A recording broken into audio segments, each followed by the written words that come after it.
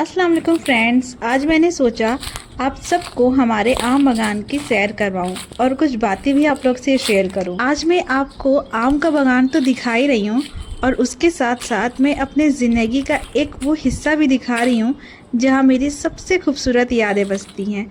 और उम्मीद करती हूँ कि इस छोटे से सफ़र में आप भी मेरी यादों को महसूस कर पाएँ। इस आम बागान की सबसे ख़ास बात यह है कि यहाँ के पेड़ लगभग 80 साल पुराने हैं। सोचिए कितनी नस्लें, कितनी मौसम और कितनी कहानियाँ इन पेड़ों ने देखी होंगी।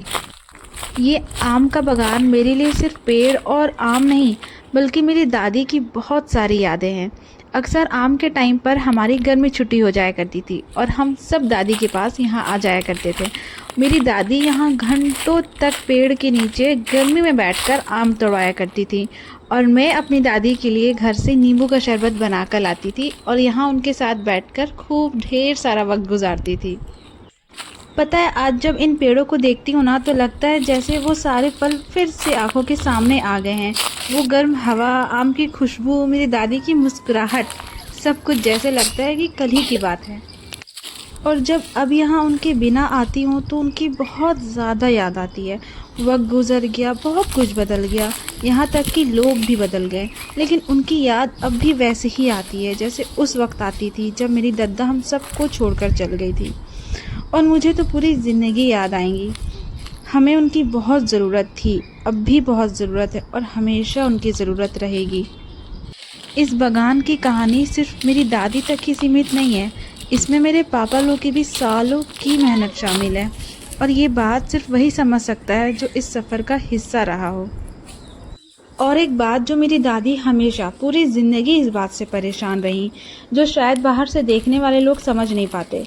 अक्सर लोग बिना इजाज़त के आम तोड़ लेते हैं। ये सिर्फ आम तोड़ना नहीं बल्कि किसी की अमानत में दखल देना है।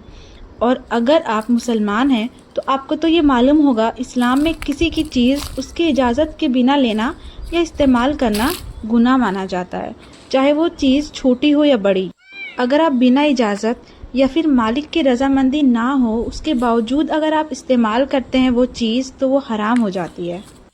और कुरान शरीफ में भी अल्लाह ताला दूसरों के माल को नाहक तरीके से खाना मना किए हैं। और मुझे ये बात मालूम है कि जो लोग ये गलत काम करते हैं उन लोगों को भी अच्छे से जानकारी है ये सारी बात की, लेकिन उन लोग अमल नहीं करते हैं। शायद उन्हें हिदायत नहीं है अल्लाह ताला की तरफ से। तो आज का ये बागान का सफ़र यहीं ख़त्म होता है, लेकिन इससे जुड़ी यादें कभी ख़त्म नहीं होंगी इंशाअल्लाह। तो बस आज के लिए इतना ही, मिलती हूँ जल्द ही नेक्स्ट वीडियो में। तब तक के लिए अल्लाह हाफिज़।